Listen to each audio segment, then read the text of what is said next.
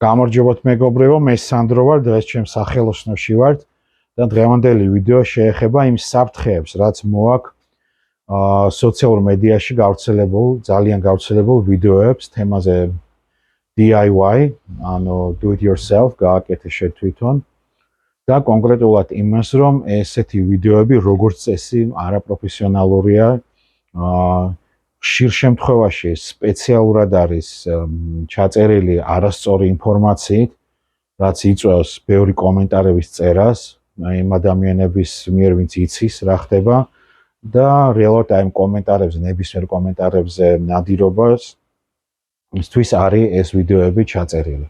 მე სხვა ახსნა ამისთვის არ მაქვს, იმიტომ რომ ნამდვილად ეს ვიდეო რაღაცა ვანდალიზმი არის და მათი როგორც ინსტრუქციად გამოყენება მოტოს დაზიანებას გამოიწვევს. მე დარწმუნებული ვარ, ესეთი ვიდეოები ნებისმიერ სხვა სფეროშიც არის.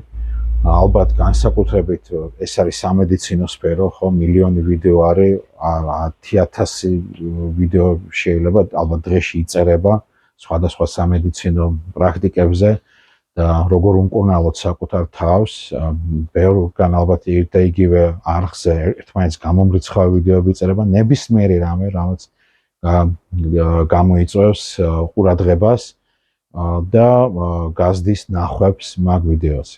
იგივე შეიმჩნევა მოტოების თემაში. მოტო ძალიან ბევრს ყავს, ძალიან ბევრ ადამიანს უყვარს რაღაცა თვითონ ჩხრიკდელაობა თავით მოტოზე და შესაბამისად აი ესეთი ვიდეოებიც იწერება. მაგალითად, ახლა ეს ვიდეო, რომელიც გაშვებული არის Honda VT 750-ის უკანა ბორბლის გამოცვლაზე და რო განვიხილოთ ახლა ეს მაგალითი აქ ადამიანია, რომელიც აი ამ ვიდეოში ჩანს, რომ აქ ფორმაცია მექანიკოსის, აი Kia წერია, რაღაც ავტოსახელოსნოშია აშკარად. აი მოტო ამწეც აქვს, ალბათ სადღაც ნაყიდი და რაღაცა პროფესიონალურად გამოიყურება და აი ელექტროინსტრუმენტებიც აქვს. ახლა რო ჩავეძიოთ ამ ადამიანის არხი გავხსნათ, ხო, ეს ადამიანი ყოველ დღე რამოდენიმე ვიდეოს ტვირთავს აბსოლუტურად ერთმანეთთან დაუკავშირებელ თემებზე, ხო? რაღაც სისულელებს, როგორ იყიდა რაღაცა სასისკი იმაში, მაღაზიაში, როგორ გამოიძახა პიცა, როგორ არ ვიცი, ფეხი დაუცდა მაგის მეზობელს, ყინულზე გადაიღო ესეც ატვირთა და როგორც ჩანს ეს მოტო მაგისია, ისიც სახელოსნოში მუშაობს, ძალიან ეჭვმეპარება რომ ხელოსანია, იმედია რომ არ არის. ალბათ არ ვიცი, ალაგებს ეგ ან ოფისში მუშაობს. და იღებს ასევე აი ესეთ ვიდეოებს, რომელშიც ახლა ფაქტიურად თავის მოტოს აზიანებს. უკანა ბორბლის გამოცვლისას არ იცის როგორ გააკეთოს. თვითონაც არ აქვს ვიდეო რამე ნორმალური ნანახი, რომელიც რამე სიმართლესთან მიახლოებული მაინც არის იმაზე, როგორ გააკეთოს და წვალობს და ვერ აკეთებს კარგად ამ საქმეს, მაგრამ ვიდეო ატვირთა. ვიდეოს 20,000 ნახვა აქვს, ბევრი ლაიქი აქვს და უამრავი დადებითი კომენტარი. და 30 დისლაიკი აქვს, რომელსაც ჩვენ უკვე ვეღარ ვხედავთ, ხო, YouTube-ზე, ანუ 30 ალბათ ასე თუ ისე პროფესიონალი ადამიანის ნახა ეს ვიდეო და დისლაიკი დაუწერა. ბევრ ვიდეოს ბევრ უფრო მეტი დისლაიკი აქვს, მაგრამ ჩვენ არ ვიცით ეგ. ზოგ სოციალურ მედიაში საერთოდ არ არის ეგ ფუნქცია და შევაწავაწყდეთ აი ესეთ ვიდეოებს. რო აგიხსნათ მოკლედ, რატო არ წერ მე ესეთ ვიდეოებს და რატო არ ურჩევ სხვას რო უყუროს, ის არის რომ ამას ესეთი ვიდეოს ჩაწერა შეუძლებელია, არ არის წარგოს. მოტო საკმაოდ რთული მექანიზმია, ადამიანის სიცოცხლე არის მასზე დამოკიდებული. ძალიან სახიფათოა, რა თქმა უნდა, არასწორად დასერვისებული მოტოს სიარული და მაგალითზე რომ მოგიყვანოთ სიტყვაზე არავინ არ ენდობით, არა ხელოსანს, რომელთანაც რომ მიიყვანთ მოტოს და გეტყვით, იცით რა, მე ამის ჯერ რა გამიკეთებია ეგ არასოდეს. აი ხა ვიდეოს უყურებ 2 წუთიანს და როგორ იცვლება ხუნდები და ამის შემდეგ გავაკეთებ, გამოგისვით ხუნდებს, ხო? ეგეც სახელოსნოში მოტოს რა თქმა უნდა არ დატოვებ და თქვენც ნუ გააკეთებთ იგივეს, ხო? ნუ უყურებთ 2 წუთიან ვიდეოს და ნუ გამოცვლით ხუნდებს.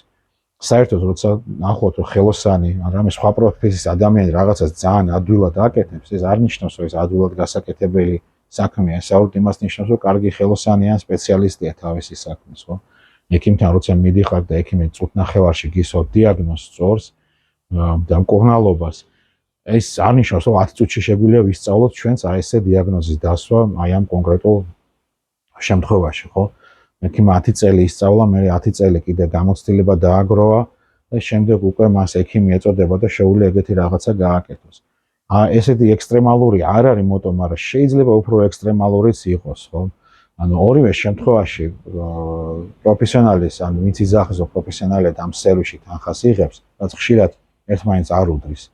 შეცდომამ შეიძლება ადამიანის ჯანმრთელობის ამ საერთოდ სიცოცხლის მოსპობა გამოიწვიოს. ეგეთი შემთხვევები არის, ეხლა მე ასე თუ ისე ამ წრეში უკვე დიდი ხანია, წელზე მეტია რეალებ და გამიგია ესეთი შემთხვევები, რომ სიკვდილის არა, მაგრამ რომ ადამიანის სერიოზული დაზიანება ინვალიდის გამხდარა, იმიტომ რომ შეცდომა დაუშვა ხელოსანმა, მაგალითად ამერიკაში როცა მუშაობდი, ჩვენს გვერდზე მომუშავე ხელოსანმა Honda CB350-ზე ძველი მოტო არის, რომელსაც წინ და უკან ბარაბნები აქვს, სამოხურჭე. ერთი ბოლტი არ დაუჭირა, რომელიც აფიქსირებს ამ ბარაბანს. ან კარგად არ დაუჭირა, ან დაზიანებული იყო ეს ბოლტი. არ ვიცი, რაღაცა მოხდა, მოკლედ. ეგ ბოლტი მოეშვა და რაღაცა პერიოდის მერე კლიენტი მაგ სახელოსნოში დაბრუნდა ინვალიდის ეტლში. იმიტომ რომ ბარაბანი გადატრიალდა, წინა მოხურჭი გაეჭედა, ის გადააფრინდა მოტოს და სერიოზულად დაიზიანა თავი. ეს არის შეცდომა, რომელიც ალბათ ერთი წამი გრძელდება. ერთ წამში შეიძლება მოგვარებულიყო, ხო? დაეჭირა იმ ადამიანს ეგ ბოლტი მიაქცია ყურადღება, ხო? გამოცდილმა ადამიანმა ყოველთვის იცის პირველ რიგში რას და მართლა მიაქციოს ყურადღება და რაც ძალიან მნიშვნელოვანი არის. მაგალითად, მოტოზე ბევრგან შეგიძლიათ ნახოთ, რომ ზოგი ბოლტები დანიშნული არის საღებავით. ეს ქარხანაშიც ხდება, ზოგი სახელოსნოც იყენებს მაგ პრაქტიკას. ეს ზუსტად აი ეს საციცოცხლო უსაფრთხოებასთან, მუხრუჭთან ძირითადად დაკავშირებული და მართვასთან ბოლტები არის დანიშნვის ორი დანიშნულება აქვს მაგ ბოლტის მონიშნის, ჯერ ერთი ის ყოველთვის რაღაცა კუთხეს უყურებს, მაგალითად 12 საათზეა დაყენებული და რომ მოეშვას ეს ბოლტი გამოჩნდება, რომ მოეშვა ამ საღებავით და მეორეს ერთი ხელოსანი საკუთარ თავს აკონტროლებს, თუმცა გადაუჭერს ბოლტს ზუსტ ზონაზე. დანიშნავს მაგ ბოლტს, მე გადაუჭერს შემდეგ, დანიშნავს და აი ესე რომ შეხედავს უკვე მოტოს, როცა მორჩენილი არის მუშაობა, რომ ყველაფერი გადაჭერილია თავის ადგილას, ხო? მაგალითად, ჩემ შემთხვევაში ცოტა ხნის წინ ვესპა იყო, რომელსაც წინა ბორბალი ძვრებოდა და უბრალოდ მიხვდა ადამიანი გამოცდილი იყო, ზოგი ვერც მიხვდებოდა, რომ რაღაცა ხმა აქვს ბორბალს, ესეთი რომელიც არ უნდა კონდეს. დიდი არაფერი ხმაური არ იყო ისეთი, მაგრამ მაინც გადაწყვეტა, რომ შეამოწმოს, მოვიდა ჩვენთან და ფაქტობრივად ბორბალი უკვე მომძვრალი იყო და სუპორტს ეჭირა. რაღაც მომენტში გაიჭედებოდა და ცუდად დამთავრდებოდა ეგ ყველაფერი. მე ახლა კონკრეტულად აღრიცხვას არ ვატარებ რა დაზიანებებს არაპროფესიონალები ახდენენ მოტოზე, მაგრამ საკმაოდ ხშირად ხდება. იმდენად ხშირად ხდება, რომ ჩვენ წესებში სახელოსნოში, რომელიც კედელზე არის გამოქვეყნებული, ყველა ნახოს, რომ არავის არ ეგონოს, რომ რაღაცა დისკრიმინაცია მიდის რაღაცა მიზეზების და გამო წერია პირველი წესი არის ესეთი, რომ ესე იგი უცხო ადამიანი არ დაიშვება, რა თქმა უნდა, სამუშაოებზე, მარტო სპეციალისტი მუშაობს და ის რომ სხვა ადამიანის მიერ დაზიანებულ მოტოს ჩვენ სახელოსნოში არ მივიღებთ. ერთ ხელოსანთან იყო ან თვითონ ეცადა გაკეთებას არ გამოვიდა, რაღაც არ ვაკეთებთ, იმიტომ რომ მაშინ გაუნძიებელი უნდა გახდე, ანუ დაშალო კვანძი და აწყო ისე როგორც იყო, საკმარისი არ არის, იმიტომ რომ საერთოდ არასწორად არის აწყობილი, მასზე ბევრი დრო მიდის და ხშირად შედეგიც არ არის ხოლმე, იმიტომ რომ ვერ ვიხედებით იმ ადამიანის თვალში, არაპროფესიონალის თვალში, ვინც აი დაიწყო რაღაცა, ნუ აი მაგალითი რო არ მოვიყვანო, ისეთი დონის არაპროფესიონალიზმი, რომ საერთოდ არ ვიცი რას შევადარო, ხო? ანუ ისეთი დეტალების გამოყენება და ისეთი ისინი მიდის, მაგალითად ადამიანმა უყურა ვიდეოს, როგორ გამოცვალოს სამოხურჭე სითხე მოტოში, ბევრს ალბათ ბევრმა იცის, რომ სამოხურჭე სითხეა, სხვა არაფერში არ გამოიყენება და სხვა არაფერ ჩანაცვლება, ის მან უყურა ვიდეოს, რომელიც გერმანულენოვანი ადამიანის ჩაწერილი იყო, მაგრამ ინგლისურ ენაზე და როგორც ჩანს გერმანულიდან თარგმნა სავარაუდოდ და გამოუვიდა სამოხურჭე სითხე როგორც oil ზეთი. და ნახსდა როგორ ესე ჩამოუშვათ ძველი ზეთი, ჩავასხათ ახალი, ან შეიძლება თვითონაც ეგონა რომ ეგ ზეთი მიდის და ჩავასხა ადამიანმა ზეთი. მოხროჩი და ნუ ასობით ლარი დაუჯდა მაგის შეკეთება, იმიტომ რომ მაგ ზეთი სანამ არ გამორიცხავ აბსოლუტურად ბოლომდე, არ გამოაშრობ სისტემას ამ ხუჭე სითხის ჩასმა არ შეიძლება. რაც შეეხება ფორუმებზეც იგივე სიტუაცია არის. ყველა ვისაც რამე იცის ან არ იცის, საერთოდ არ აინტერესებს, ყველა პასუხს ცემს ყველა შეკითხვაზე, არავინ არასდროს არ იძახს, რომ რაღაც არ იცის, ყველაფერი იცის. ხშირად არის ალბათ 10% სწორი პასუხები შეკითხვაზე, რომელიც დაეხმარება ადამიანს, ხო? უმეტეს შემთხვევაში სპამია, მაგალითად, მე ესეთი შემთხვევა არ მქონია, მაგრამ აი მქონია სულ სხვა შემთხვევა და მითხრას მაგაზე მოყოლას. ხშირად ადამიანები ვინც პასუხს ემს არ იცის განსხვავება, რომ იგივე წელს შევა სხვადასხვა ძრავი ყოფილიყო და იგივე მოტოში და სხვადასხვა რაოდენობის ზეთი მიდის და ასე შემდეგ. ერთ-ერთი პასუხები, რომელსაც შეიძლება ვენდოთ, მაგრამ ჯობია ეგეც არ გავაკეთოთ, არის ის, რომ ადამიანი წიგნიდან სკრინშოტს დებს, რომ აი წიგნში წერია აი ესე. მაგრამ მაინც ისევ და ისევ ფორუმებს არ ვენდოთ და მოტო მივიყვანთ პროფესიონალთან. შესწავლა თვითონ მოტო ნებისმიერი ხელობის და განსაკუთრებით აი ესეთი საპასუხებლო როგორც არის ავტომატო მექანიკოს ვიდეოებით და წიგნებით მარტო შეუძლებელია. ეს სპეციალურად ან სახელოსნოში გამოხდეს სპეციალისტის ზედამხედველობით, ხო? ან სპეციალურ სკოლებში, რომელიც რა ჩვენთან სამწუხაროდ ეგეთი სკოლები, კურსები, კოლეჯები არ არსებობს. ამიტომ რაღაცა ადამიანი სხვისგან უნდა რაღაც გამოცდილებას იღებდეს, რაღაცა ბექგრაუნდის უნდა ქონდეს, რა თქმა უნდა, ახლა პიანინოს ამწყობი, მგონი გადაკვალიფიცირება მოტოს ხელოსნად ძალიან ძნელი იქნება, ხო? მაგრამ თუ ადამიანის თვალზე მანქანაზე მუშაობ და მანქანის ხელოსანი არის, ან რა ვიცი, საკერავი მანქანას აკეთებია, რაღაცას შეიძლება, რა თქმა უნდა, მაგის გადაკვალიფიცირება მოხდეს როგორც მოტო ხელოსნად, იმიტომ რომ მაინც ძირითადი მონაცემ ბაზა ცოდნის მას ექნება. რატომ არ წერ მე ესეთ ვიდეოებს ალბათ უკვე გასაგებია, იმიტომ რომ შეუძლებელია, ხო, ყველაფერი მოვაქციოთ ერთ ვიდეოში, შეუძლებელია. იგივე რაღაცა კვანტის კეთების დროს დიაგნოსტიკა და თვალი დანახვა, რაღაც დაზიანებული და ამის შეკეთება, გამოცვლა, შეკეთება არ შეიძლება, უნდა გამოიცვალოს, ასე შემდეგ ძალიან ბევრია. უბრალოდ ყველაფერს ახლა ამ ერთ ვიდეოში ვერ ჩავატევ, მაგრამ დამიჯერეთ, რომ ნებისმიერი კვანძი განსაკუთრებით, რომელიც მოტოს მართვას და მოხუცს ეხება, ხო, უნდა გააკეთოს სპეციალისტმა. სიტყვაზე ახლა ვიდეოს თუ უყურებთ იმაზე, როგორ ვიმუშაოთ ტყავზე, ხო, ჩვენი შეცდომა არაფერით არ დამთავრდება ცუდით, ხო, ასე ვთქვათ, არ რაღაცას ჩანთას გავაკეთებ და გაიხება ეს.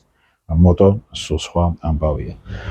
მე ყოველთვის ურჩევ ხალხს, რომ წიგნით იხემძღვანელონ, მაგრამ წიგნითაც რო იხემძღვანელოთ, უნდა იცოდეთ, რომ ეგ წიგნი არის სპეციალისტების მიერ სპეციალისტებისთვის დაწერილი.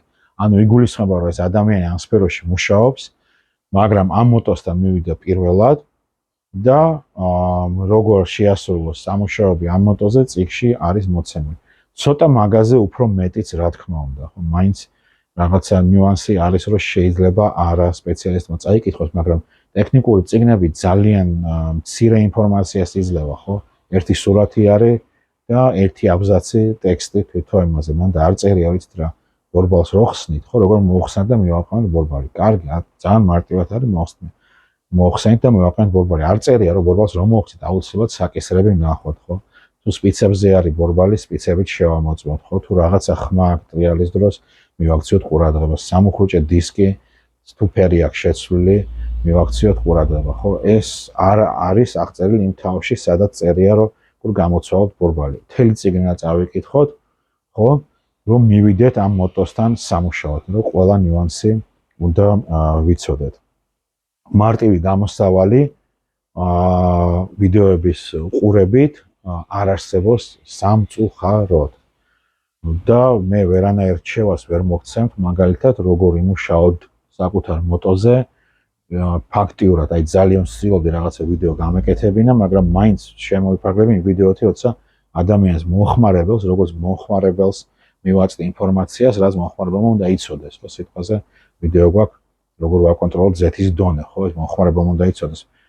ხელოსანი არ გვეყოლება სულ თან, ხო, ვაკონტროლოს ეს საბურავების ცვეთა, წნევა და ასე შემდეგ, რამოდენიმე ვიდეო მაქვს ჩაწერილი, რომელიც გამოადგება მოტო მომხმარებელს.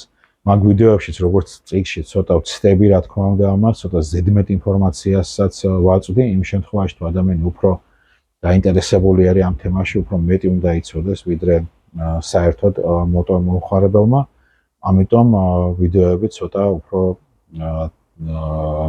ხანგრძლივი გამომდის, როცა თავიდან მაინც მე ვცდილობდი რომ ვიდეოები ყოფილიყო ძალიან მოკლე და ორი სიტყვით რაღაცა თემაზე მომეყოლა, მაგრამ ეხლა ხვდები რომ ეს ჩემი შეცდომა იყო, რატო არ არის ესეთი ვიდეოები ინტერნეტში, იმიტომ რომ ორი სიტყვით მართლა საბურავზე და აკუმულატორზეც ვერ მოყვები. კიდევ ერთხელ გავთხილებთ, რომ ვიდეოებს არ ვენდოთ, ყველაფერი რაც ინტერნეტში გამოქვეყნებულია სიმართლე არ არის და პირიქით, უმეტესობა რაც ინტერნეტში გამოქვეყნებულია სიმართლე არ არის, გაგიმართლებთ თქვენ თუ არა, ვერ ვიტყვით, ხო?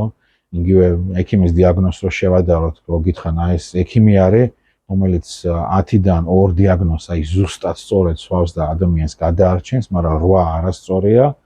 მე მგონი ეგეთ ექიმთან არ წავალთ და იგივე ვიდეოს ეხება, როცა მე როგორც პროფესიონალი, თავს უწოდებ პროფესიონალს, გეუბნებით 8-დან ალბათ 9, 10-დან ალბათ 9 ვიდეო არის აბსოლუტურად არაზუსტი და არასწორი და არ გამოიყენება იმისთვის, რომ რაღაცა სამუშაოები შესრულდეს და მაგ ვიდეოს მიზანი მხოლოდ ნახვების და ლაიქების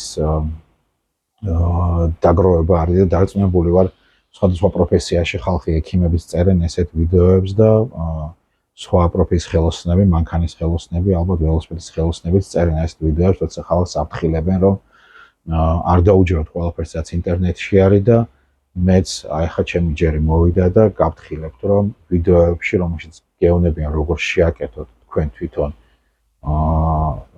moto არ დაუჯეროთ, იმიტომ რომ პრინციპში ესეთი ვიდეოს ჩაწერა შეუძლებელი არის. დიდი მადლობა ყურადღებისთვის, მომავალ შეხვედრამდე.